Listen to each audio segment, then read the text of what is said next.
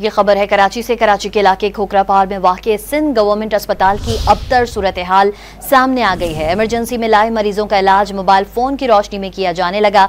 आपको अपडेट करें कराची से। कराची इमरजेंसी में लाए गए मरीजों का मोबाइल की रोशनी में इलाज किया जा रहा है। अस्पताल में तवील अरसे से बिजली का मुतबादिल निज़ाम मौजूद नहीं है। डॉक्टर्स इमरजेंसी लाइट्स या मोबाइल लाइट्स इस्तेमाल करने पर मजबूर हैं। खबर आपको दे रहे हैं कराची के इलाके खोखरापार में वाक़े सिंध गवर्नमेंट अस्पताल की अबतर सूरत हाल सामने आ गई है।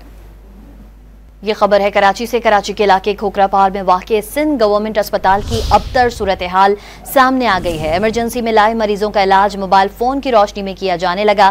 आपको अपडेट करें कराची से। कराची इमरजेंसी में लाए गए मरीजों का मोबाइल की रोशनी में इलाज किया जा रहा है। अस्पताल में तवील अरसे से बिजली का मुतबादिल निज़ाम मौजूद नहीं है। डॉक्टर्स इमरजेंसी लाइट्स या मोबाइल लाइट्स इस्तेमाल करने पर मजबूर हैं। खबर आपको दे रहे हैं कराची के इलाके खोखरापार में वाक़े सिंध गवर्नमेंट अस्पताल की अबतर सूरत हाल सामने आ गई है।